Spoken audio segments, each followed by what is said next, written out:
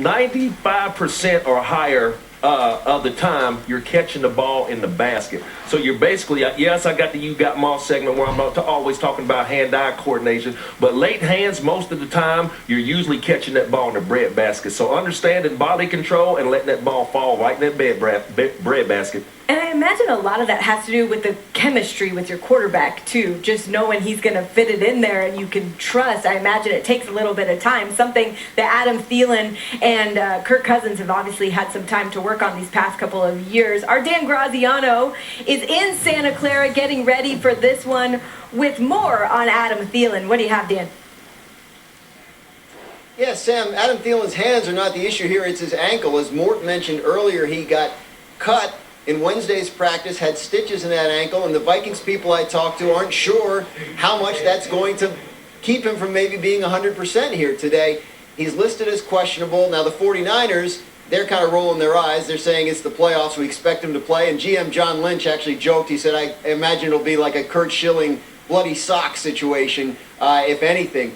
So we're watching Thielen when he comes out to warm up. Trying to get after this Vikings offense. Matt, we've talked so much about the Kirk Cousins narrative and whether or not he can win a big game. Can he win in primetime? Can he come back? He's actually disproven all of that, at least at one point this season. We saw what he did last week against the Saints. What are you expecting from him today? Well, let's just go back to those last two throws of that last game against the Saints. Such high-level quarterback play, really elite. And what he did is he went for the win. He went for the throat. This play here, Adam Thielen's just clearing it out with a pylon route. And, you know, he's clearing out for the other two guys, Diggs and Rudolph. But instead, Kirk Cousins looks the safety towards where the throw's supposed to go and calls his shot. Not like a point guard, but like a three-point shooter. And he's like, you know what, I'm going. You set that angle for that far pylon, that deep pylon. I'll move the safety, and I will take my shot. 7 steps, 1 hitch, on time. The chances of these 2 passes being completed were very low. Very, very low. He said, I don't care. I trust my guy. I'm going for it. Check this one out. All-out blitz. He knows he's uncovered. We get a rocket shot from the center here. He knows that he's unblocked here from the safety coming right through that gap. He gets the ball quickly, gets the ball up and down out of his hands. Randy, you know it's hard to throw fade routes, harder from shotgun inside the 5-yard line. This is elite quarterback play going for the win. Again, he catches the snap, which was rocket shotted back there way too fast because of the blitz. He gets the ball out quick, but there's some precision to this throw. It's firm with an arc and gives this guy a chance. Again, the probability is low. He made it happen on 3rd down and was the reason that his team won the game. Matt, that very same end zone on that very same field is where I lost my Super Bowl. Same scenario. My quarterback was in the gun, should have been under center. But I will look at that play knowing that Kirk Cousins left his wide receiver on the field. He didn't throw him out of bounds. Yes, the snap was a little late.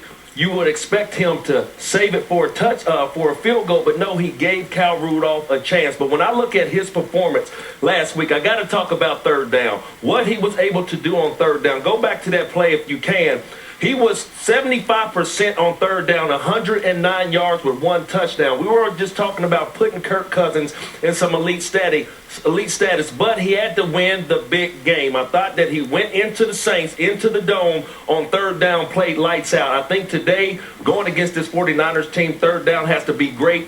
2 weeks in a row, 3rd down is going to be key for him, but I said it last week and I'll say it again. You got Stephon Diggs and Thielen on the outside. Do not forget about Kyle Rudolph. Yeah, I don't think he'll forget about anybody as far as this passing game is concerned because, you know, it's always about matchups, and it's always about not just schematic matchups, it's about one-on-one matchups. And when you look at the San Francisco 49ers secondary, who do teams try to pick on? They go away from Richard Sherman. They're going at number 23 at Keller Witherspoon. And I can tell you this, today it's going to be Diggs and Thielen fighting, saying, hey, look, put me over here on the left where Keller Witherspoon lines up on the right, and let me go after number 23. Because when you watch him play, look, he was benched in last week's game, or rather 2 weeks ago, against the Seattle Seahawks. They took him out of the game late in the game because Russell kept targeting him.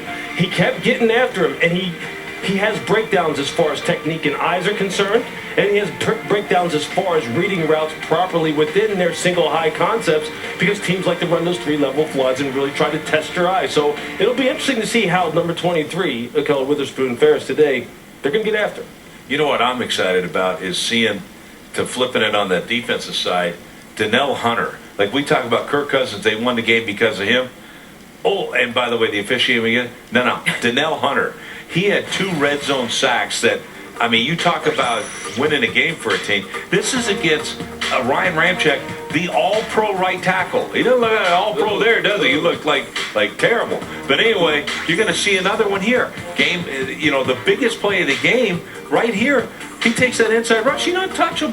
Donnell Hunter is special as a pass rusher, and so is his other guy, Everson Griffin. They had 25 and a half sacks between them. Randy, you talked about this. They led the NFL in sacks for defensive line.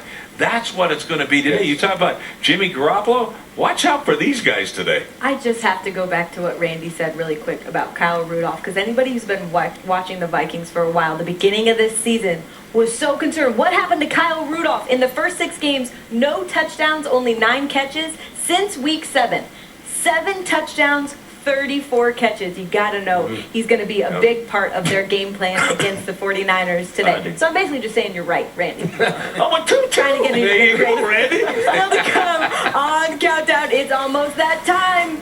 Game picks are coming up. Will George Kittle expose the Vikings secondary today, or will it be another Minnesota miracle for the Vikings in the divisional round?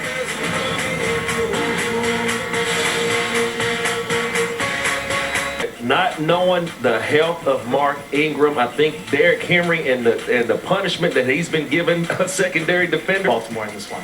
Randy, I really wanted to take the Titans down. The champs going on the road with a great run game. But then I watched your tape, Teddy. Nobody can tackle Lamar Jackson. The Ravens win this one at home and go on to the AFC Championship. Now in the NFC, the Vikings and the 49ers in Santa Clara. Rex, can you pick the upset again? Can you go with the Vikings? Man, I've been going back and forth on this one because I think this is going to be a really close game. But the 49ers, to me, man, George Kittle, that offensive line, their ability to run the football with multiple backs, I just think it's too much. And that defense, I mean, with Bosa, with those 2 giants, 6'8", Armstead and Buckner, I think it's too much. I'm taking the Niners. The Vikings are going to have to get that ball just for Buckner and those guys being able to get after the quarterback. As you said, the Minnesota Vikings is first up front. I think they're going to be the difference today with Donnell Hunter and Everson Griffin. I'm going with the Vikes this week. I've been a believer in Kirk Cousins all year. I mean, really. I thought that what he showed last week, make me a throw, make me a believer, and he did. Just like you showed, that deep one, the feeling. I want to. I just can't because of this San Francisco 49er defense, and they're getting back Quan Alexander, one of their key playmakers. He brings the energy. They've said this week that they've missed the energy. He's a leader on that team in terms of emotion. He comes back, makes some plays to be the difference. I'm going to go with the San Francisco 49ers in this one. These games are, it's a good game when it's a really tough game to pick, and the 49ers have been sort of the class of the NFC most of the season.